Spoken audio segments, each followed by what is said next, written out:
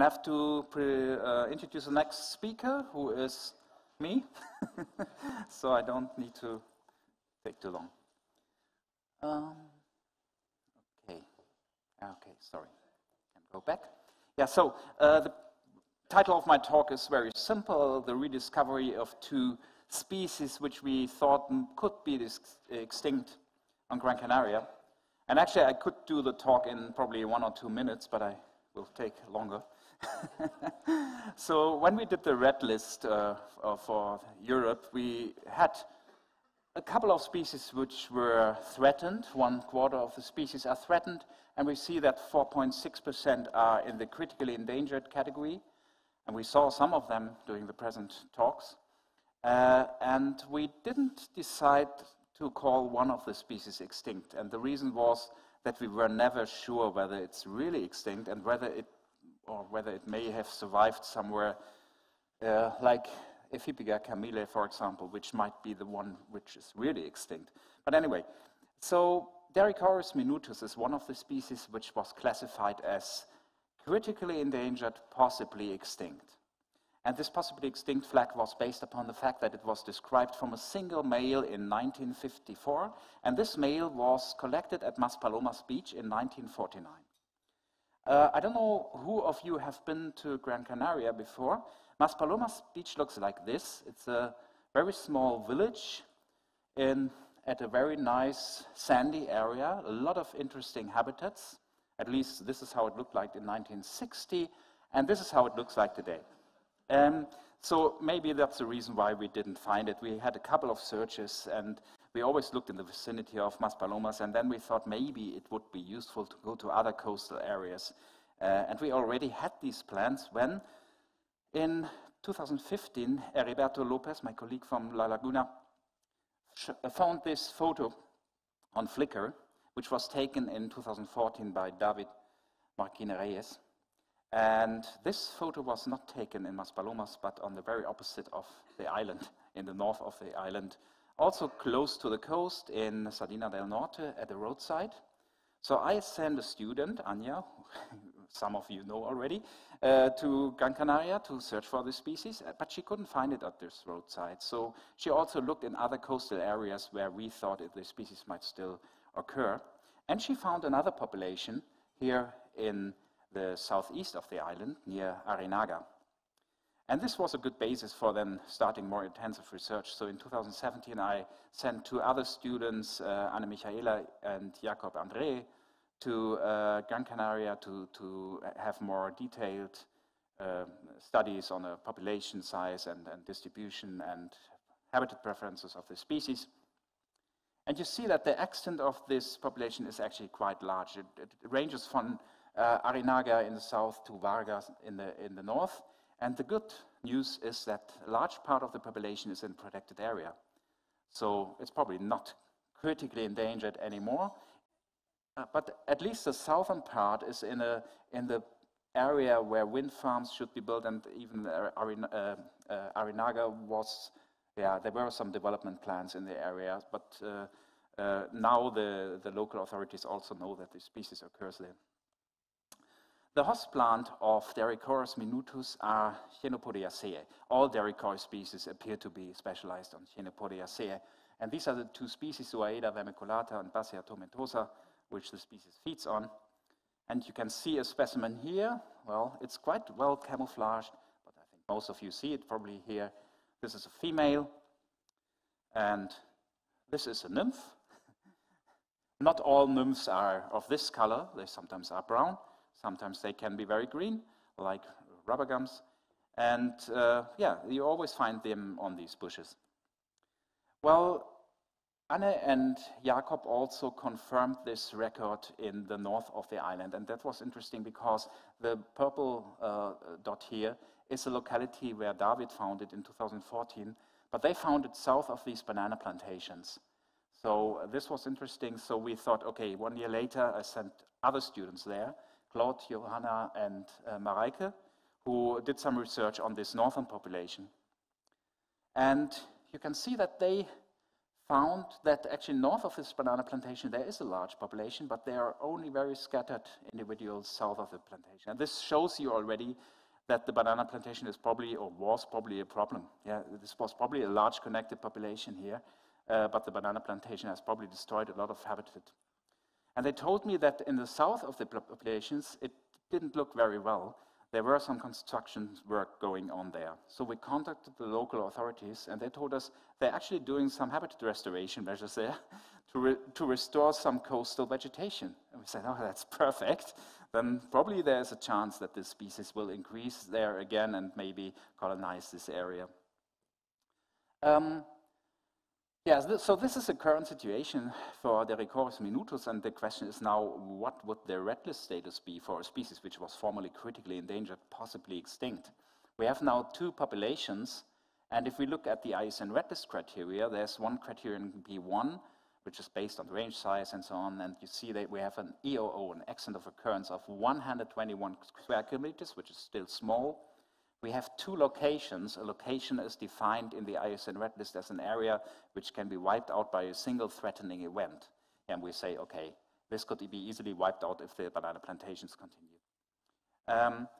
And the question is whether there is a continuing decline or not. So this is the third subcriterion which needs to fit until a species will be in a red list category endangered, if there was a continuing decline. If we say this was a past event, the decline, it's now increasing, then it would only be near threatened under this criterion. The same is true for the AOO, the area of occupancy, because it's also quite small. And finally, we have this third criterion, D2, which could also fit a species which occurs in a very restricted area, which can move to the critically endangered category very fast if, well, a threatening event occurs, a realistic threatening event. And a threatening event here could be an expansion of the banana plantation or even the urbanization in either Sardina or Arinaga, or maybe in tsunami or whatever. So vulnerable would be what we want choice. The second species I want to talk about is Evaugoderus capreari. This is even more mystic.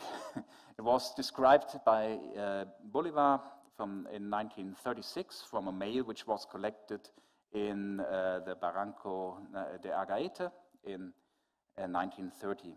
And Heriberto Lopez had his study sites for Aminda and other species in this barranco, and he never found it. He said it's probably extinct.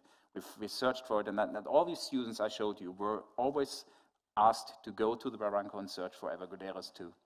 We have a good photograph, so it's easy to identify because it has a very strange pronotum, very restricted pronotum, so it's easy to identify and cannot be confused with other species. In 2018, I had 3 students which I just asked only to search for Evaugoderus, nothing else. So that was not for their thesis, it was an internship, so they cannot, for a thesis it's very dangerous to have a objective like this. So Lukas Knob, Lisa Mahler, and Jan Kolmsee were there in September, October 2018. And then when they sent me a photo one night, shortly before they left, and yes, it was during the night they found a singing individual.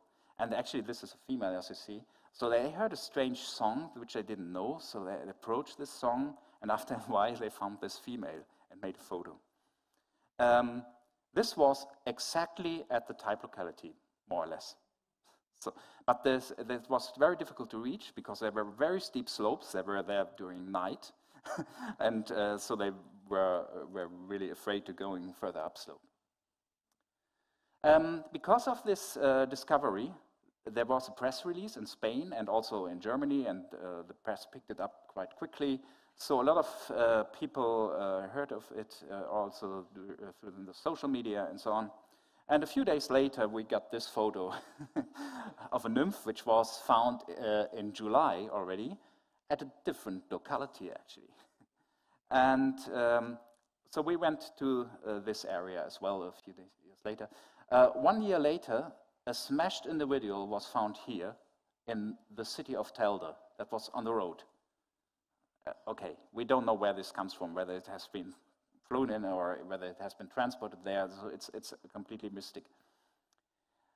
So in 2019, I sent 3 students again. One of them was Lisa, who also rediscovered this former record, to get more data on this species. But this was for their thesis, so it was a bit difficult because after 2 weeks, they told me they only found 1 specimen. And again, in the near La Aldea de San Nicolas, so in the second locality which was known. So I told them, okay, maybe you concentrate better on Oedipoda canariensis or something which you can easily find. Then I found in 2020 a photo on iNaturalist, and this was a record which was already from April 2006. So Alex Patera has collected these nymphs and raised them in his home, and yeah, so he had adults after a while. And I don't know if the sound will start now. I hope it will start. If not, because I have a song file here, but I don't hear it. So maybe it doesn't work, sorry. Anyway, so we had now the song of this species. I can maybe shortly sing it. It's a little bit like starting with the very high-pitched, and then yeah, and this is continuous song. And it's so high-pitched that only oh, sorry. I can't hear it.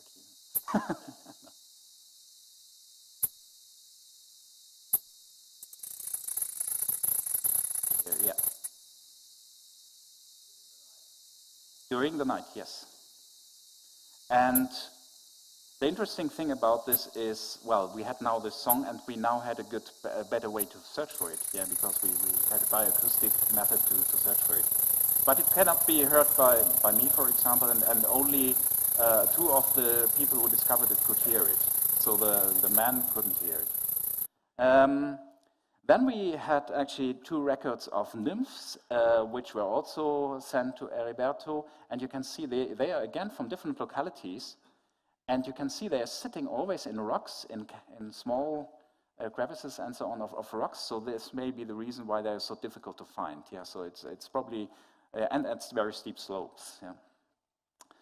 So in last year, I had again 3 students who searched for it using the song, and they actually found 25 individuals in these 3 populations here. So they found another new population here, but again, well, even though they now heard more individuals, they told me that they appeared to be only very few. So apparently these populations are all very small, and it's active during night, so they found them singing between 10 and 12 o'clock in the night, and all records are from very steep rocky slopes. So one wonders, well, what can threaten a rocky slope? Yeah, except for mining, maybe, but I mean, there's so much slopes and Gran Canaria, so I thought maybe it's not threatened. But interesting, if we look at the extent of the recent fires, it looks like all the records are from outside the burned areas.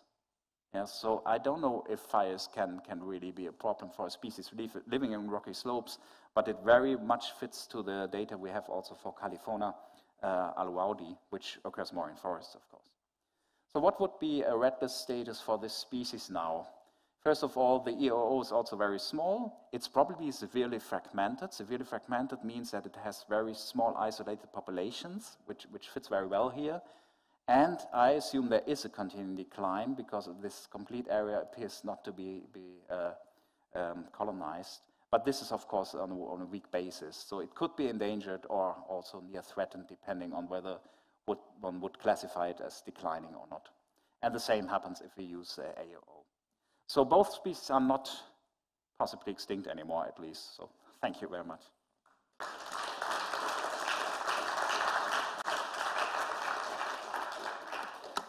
So maybe one question. I don't have the mic, sorry. My double roll is not filled very well. Any questions? If not, you can go to Gran Canaria and search for it. In methodological question, the AOO and AOO estimation, did you use the Delaunay configuration and the Delaunay triangulation and alpha counting? Or we use the GeoCat tool. Do you know this? A GeoCat does an automatic calculation if you upload your localities of the species. Then it automatically uses a minimum convex polygon. Yeah, for the EOO. in such fragmented population, you should be using instead of No. No, I think not. No, but well, the EOO is for measuring risk spreading, so it's just the outline of the habitats. While AOO is based on a 2 by 2 kilometers grid.